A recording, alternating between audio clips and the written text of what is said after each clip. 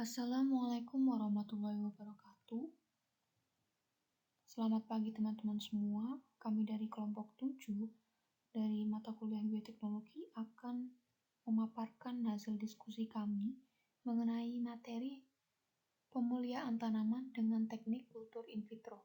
Sebelumnya, di sini kelompok kami terdiri dari 3 orang, yaitu yang pertama ada saya sendiri Hanifah Ubaidah dengan NPM 067, yang kedua ada Noverlita Premisti Baby Ayuni dengan NPM 033, dan yang ketiga ada Sofia Salsabila dengan nomor NPM 075. Lalu prinsip dari kultur in vitro ini adalah sel yang bersifat autonom, artinya dapat melakukan metabolisme, tumbuh dan berkembang secara mandiri jika diisolasi tunas dari jaringan induknya.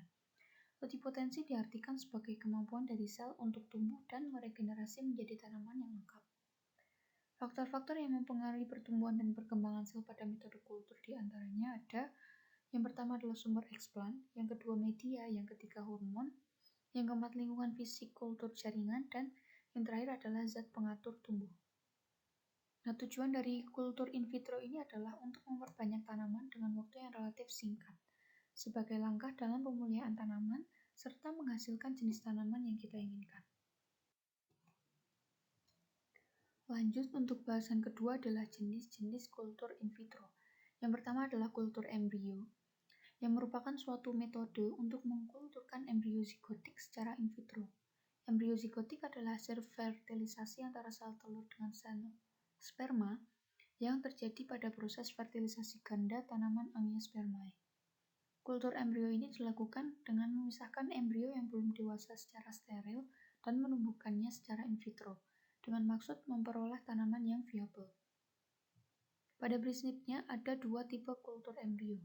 Yang pertama adalah kultur embrio muda atau immature embrio, dan yang kedua adalah kultur embrio dewasa atau mature embrio. Kultur immature embrio ini berasal dari biji yang belum masak. Tipe ini digunakan untuk menghindari keguguran atau abortif embrio sehingga dihasilkan tanaman yang viabel. Tipe ini sangat sulit terkait dengan cara pengirisan sumber eksplan dan nutrien yang dibutuhkan. Yang kedua, tipe kultur mature embrio ini berasal dari biji yang masak. Tipe ini relatif mudah, penggunaan medium sederhana dengan mineral-mineral pada umumnya. Faktor-faktor yang menentukan keberhasilan kultur embrio di sini ada 5. Yang pertama adalah genotip. Perbedaan kultivar menyebabkan timbulnya embrio yang mudah dan sukar dikulturkan. Yang kedua ada tingkat perkembangan embrio. Embrio yang masih kecil lebih sulit dikulturkan dibandingkan dengan embrio yang sudah berkembang. Yang ketiga adalah kondisi pertumbuhan tanaman induk. Tanaman induk yang terkontrol biasanya menghasilkan sumber embrio yang lebih baik. Yang keempat adalah komposisi media. Komposisi media ini untuk embrio awal dan dewasa sangat berbeda. Yang kelima ada oksigen, cahaya, dan temperatur. Jenis kultur yang kedua adalah kultur organ. Yang pertama adalah kultur pucuk, yaitu kultur ini bertujuan untuk perbanyakan secara vegetatif pada tanaman. Bagian tanaman yang digunakan seperti namanya yaitu adalah eksplan. Eksplannya ini ujung tunas lateral atau biasa yang kita sebut dengan pucuk atau terminal dengan ukuran kira-kira 20 mm. Ada dua cara yang dapat dilakukan untuk kultur pucuk. Yang pertama adalah melalui kultur pucuk itu sendiri atau shoot tip culture, dan yang kedua adalah melalui kultur mata tunas atau single node culture. Faktor penyebab yang digunakannya teknik kultur pucuk ini untuk tujuan komersial adalah yang pertama adalah metode kultur pucuk dapat diterapkan pada berbagai jenis tanaman dengan menggunakan prinsip yang sama. Yang kedua, memungkinkan untuk mendapatkan atau mengontrol tunas yang dihasilkan adalah bebas virus. Yang ketiga, tanaman yang dihasilkan secara genetik seragam dan true to type. Yang keempat ada pada banyak tanaman memiliki laju perbanyakan yang tinggi. Yang kedua dari kultur organ di sini adalah kultur akar. Kultur akar ini dapat dilakukan dengan mengisolasi akar dan menumbuhkannya pada media cair kemudian di-shake atau dikocok dengan kecepatan tertentu. Media yang diberikan adalah umumnya media dasar, yaitu medium white, dengan penambahan garam-garam mineral yang sedikit berlebih seperti yodium dan besi, namun tergantung dari jenis tanamannya. Kultur organik yang selanjutnya adalah kultur antara atau anterculture. Ini sering juga disebut dengan kultur haploid. Jika serbuk sari yang digunakan sebagai sumber eksplan maka disebut kultur serbuk sari atau pollen culture. Kultur haploid adalah kultur yang menghasilkan tanaman haploid. Tanaman haploid adalah tanaman yang memiliki jumlah kromosom yang sama dengan jumlah kromosom Garnet atau N. Jenis kultur yang ketiga adalah kultur kalus. Kalus adalah kumpulan sel yang belum berdiferensiasi.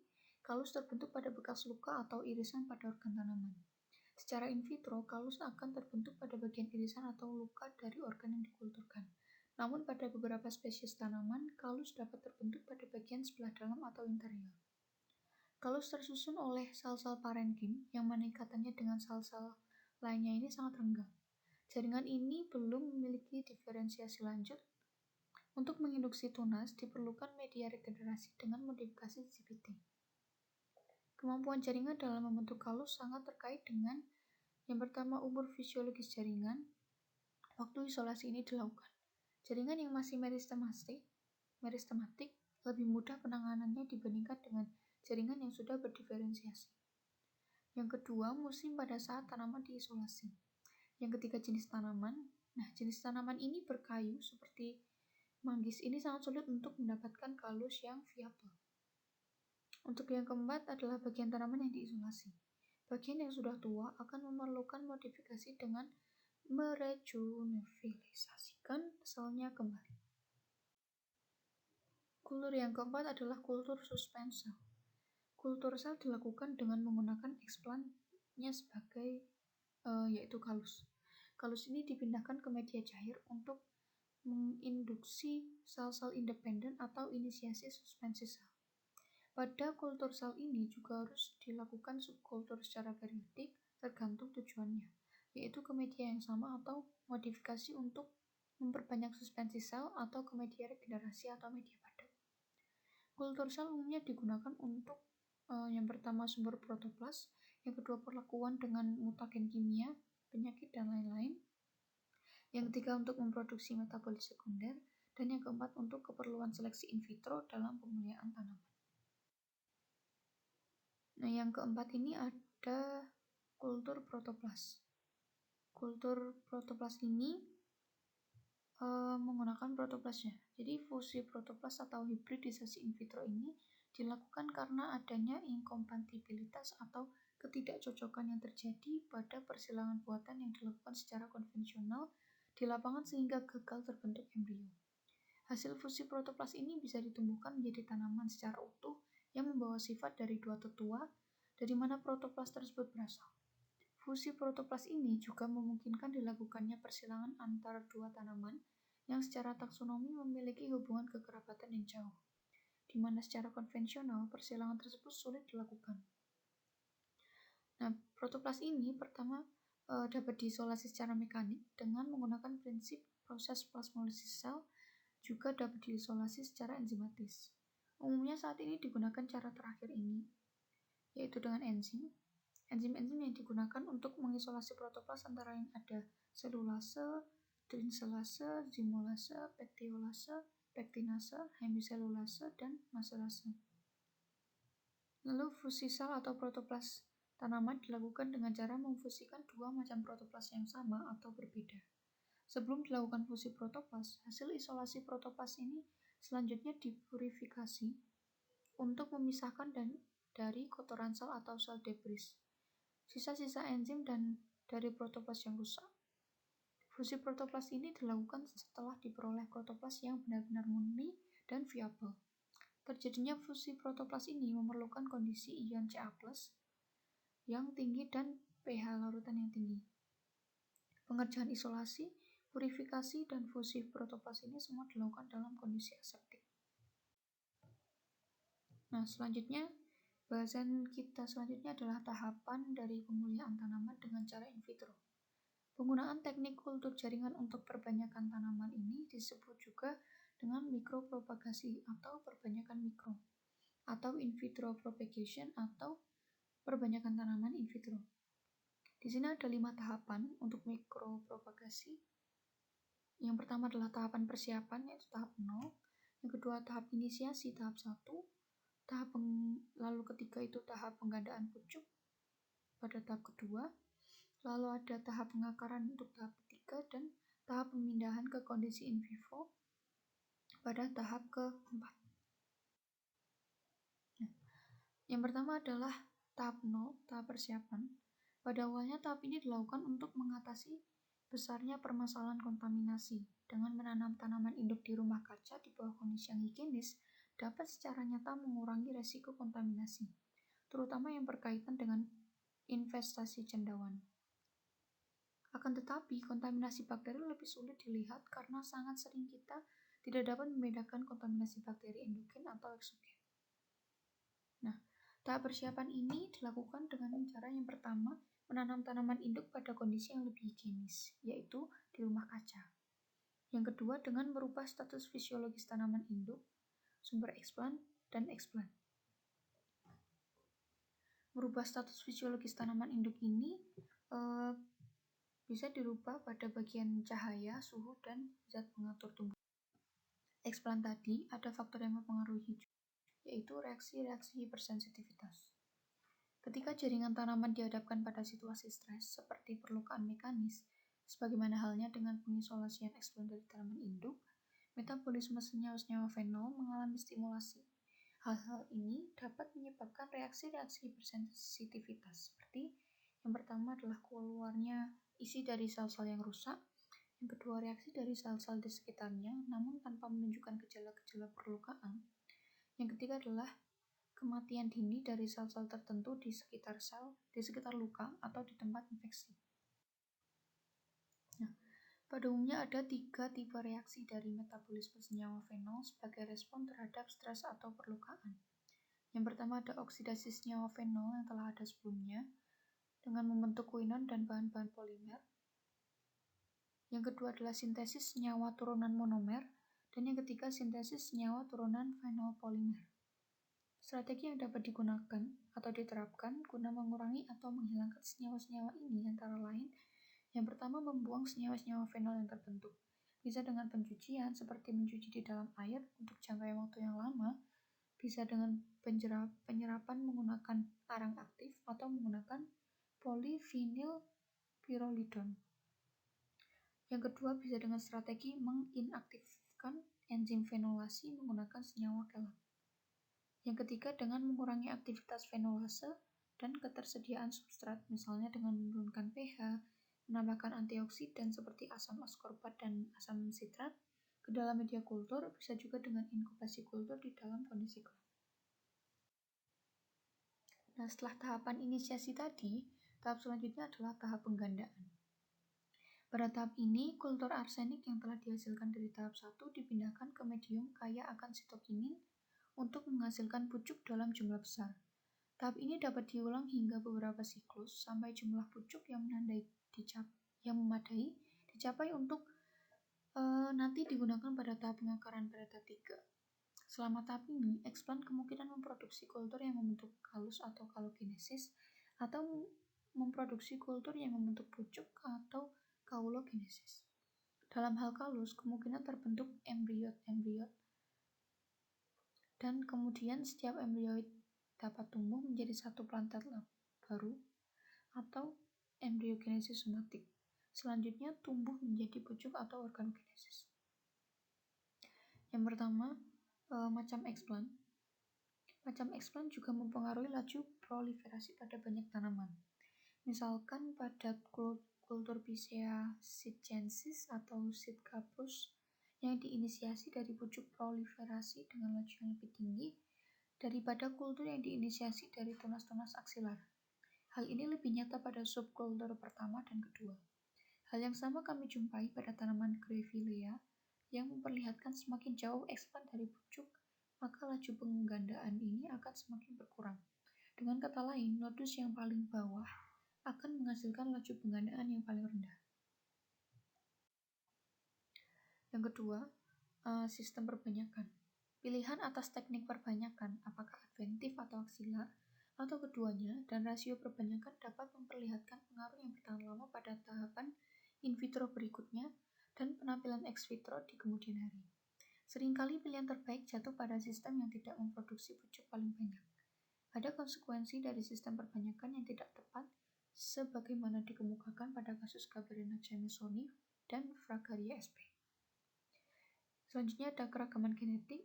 Pilihan atas kaulogenesis adventif atau aksilar, atau kombinasi keduanya ini akan tergantung pada kemurnian atau trueness to type dari progeni dan faktor-faktor ekonomi. Pada kebanyakan tanaman, kaulogenesis adventif akan menghasilkan tanaman abnormal lebih banyak daripada melalui pembentukan tunas aksilar. Lalu selanjutnya untuk rasio perbanyakannya. Dalam banyak hal, rasio perbanyakannya ini dapat ditingkatkan dengan meningkatkan jumlah sitokinin atau dengan menggunakan sitokinin yang sangat kuat. Perlakuan seperti ini dapat menyebabkan pengaruh buruk pada tahap mikropropagasi selanjutnya.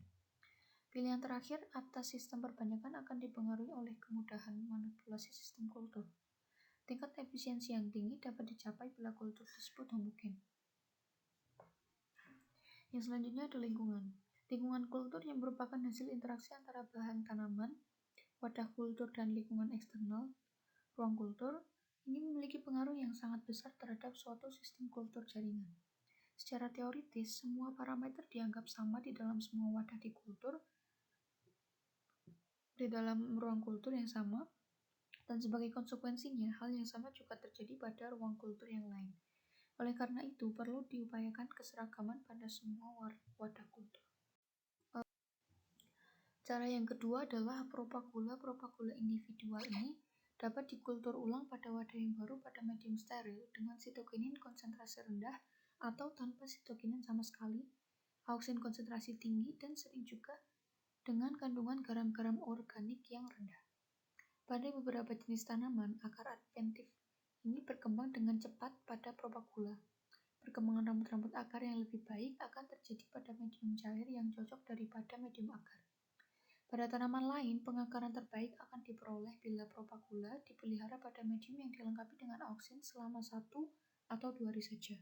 Kemudian dipindahkan ke medium bebas auksin, atau induksi akar dirangsang oleh auksin, namun pertumbuhan akar justru dapat mengalami hambatan bila terdapat auksin di dalam medium. Atau propagula dapat cukup dicelupkan sebentar saja dalam larutan pengakaran atau auksin, dan segera langsung ditanamkan pada medium bebas auksin. Untuk cara yang ketiga adalah memberikan fase atau pemanjangan antara tahap 2 dan tahap 3 dengan menempatkan propagula pada medium akar tanpa sitokinin atau yang dengan sitokinin konsentrasi sangat rendah selama 2 hingga 4 minggu, dan dalam beberapa hal dengan menambahkan atau peningkatan konsentrasi asam gibberella. Propagula selanjutnya ditangani dengan metode sebagaimana diuraikan sebelumnya. Nah, ini untuk tahap terakhir adalah pemindahan ke lapangan atau transplantasi. Plantlet-plantlet yang telah berakar dan yang belum berakar ini dikeluarkan dari dalam wadah kultur. Akar yang terikut dicuci bersih ini untuk membuang sumber kontaminasi, dan plantlet tersebut ditanamkan pada medium tanah steril atau dipasteurisasi di dalam pot kecil dengan cara seperti biasanya. Pada awalnya, plantlet harus dilindungi dari kerusakan dengan menempatkannya di bawah naungan atau tenda berkelembapan tinggi atau di bawah semprotan embun. Dibutuhkan waktu beberapa hari sebelum terbentuknya akar baru yang berfungsi. Suhu udara diusahakan sama seperti di dalam ruang kultur, dan intensitas cahayanya ini 30% dari cahaya lingkungan juga merupakan faktor yang penting untuk diperhatikan. Nutrisi yang terdapat di dalam medium tanah ini juga dapat menjadi faktor pembatas pertumbuhan. Pada prinsipnya, tidak ada nutrisi yang perlu diberikan ketika tanaman berada di bawah semprotan embun untuk 3 hingga 4 minggu setelah transplantasi. Begitu plantlet tumbuh dengan baik pada medium dalam pot, plantlet ini harus secara perlahan-lahan dihadapkan pada kelembapan yang rendah dan intensitas cahaya yang tinggi. Setiap dormansi atau kondisi istirahat yang terjadi pada tanaman harus diatasi sebagai bagian dari proses transplantasi.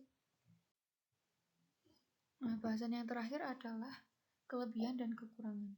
Kelebihannya ini yang pertama, menggunakan potongan-potongan kecil dari bagian tanaman, yaitu daun, tunas, batang, akar, kalus, atau sel untuk menghasilkan tanaman baru yang utuh. Yang kedua, membutuhkan ruang yang kecil, energi, dan tenaga yang lebih efisien untuk menjaga, menumbuhkan, dan meningkatkan jumlah tanaman.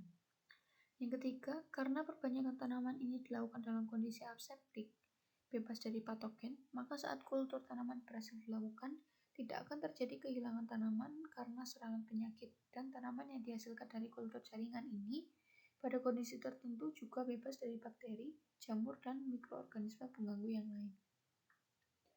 Selanjutnya, dengan metode khusus atau untuk kultur meristem ini, teknik ini dapat digunakan untuk menghasilkan tanaman yang bebas dari virus. Lalu selanjutnya, kelebihannya adalah faktor yang berpengaruh terhadap pertumbuhan vegetatif tanaman seperti nutrisi untuk media, konsentrasi zat pengatur pertumbuhan atau ZPT, kadar gula, cahaya, temperatur, kelembapan ini lebih mudah diatur. Lalu kelebihan lain adalah dapat diaplikasikan pada berbagai jenis tanaman yang memiliki pertumbuhan yang lambat dan sulit diperbanyak secara vegetatif. Lalu yang lainnya adalah produksi tanaman ini menggunakan teknik yang dapat dilakukan sepanjang tahun tanpa tergantung oleh perubahan musim, dan juga dapat menyimpan tanaman hasil perbanyakan dalam waktu yang lama. Lalu yang terakhir adalah kekurangan dari proses kultur in vitro ini. Yang pertama adalah membutuhkan keterampilan yang memadai, peralatan, bahan, dan biaya yang mahal, serta sarana pendukung yang mencukupi. Yang kedua, membutuhkan metode yang khusus dan optimum untuk menunjang keberhasilan aplikasinya pada tiap spesies dan tanaman.